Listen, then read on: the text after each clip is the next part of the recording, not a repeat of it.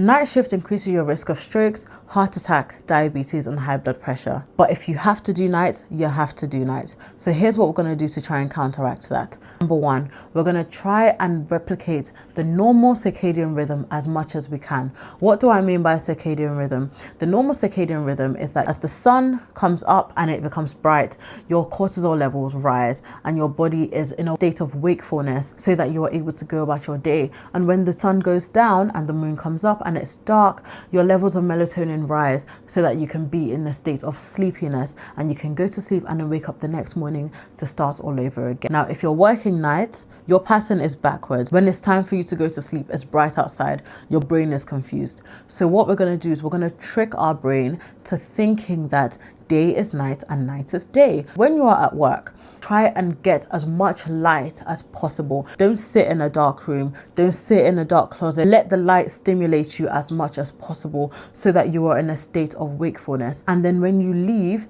you need to be in darkness as much as you can. We're going to go home. We're going to close the curtains, get in our bed as soon as we can and go to sleep. Number two, you're going to buy some sunglasses. Why do you need sunglasses, you ask? Because as you are leaving your workplace, you want to block as much light stimulation as possible so that you can try and stimulate your brain to think that this is sleep time, this is bedtime. So you're going to put the glasses on as soon as you can before you leave your workplace, and then when you get home, again, try and remain in darkness. If you are driving home from work, please don't do that. You need the light. You need to be awake. Okay, don't buy no sunglasses.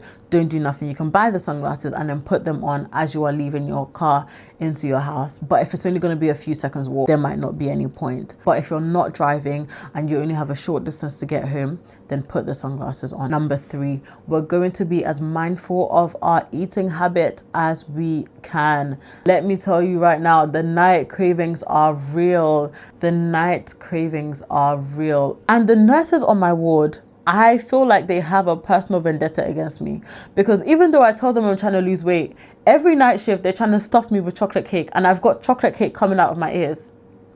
I'm going to need you guys to stop. I'm going to need all of us to stop. Okay, on a straight line. We're going to discipline ourselves and we're going to say no, even though we have the sugar cravings, and the sugar cravings are even worse at nighttime, but we're going to say no to chocolate cake, to sweets. We're going to try and be as healthy as we can. And the way to do this is to be prepared. You need to be prepared for when the nurse asks you, do you want some chocolate cake? So you can say, no, I have an apple, please. Thank you. So we're going to take some fruit, and if you really do want sweets, we're going to take some low sugar sweets, low calorie sweets. We're going to try and limit as much caffeine as possible so that, again, when we are getting home, we are in a state of sleepiness, but also so that we can reduce the risk of insulin resistance and diabetes. If you like this video and you want to know more tips on how you can better improve your health and all things wellness, like this video, share it, and follow me for more.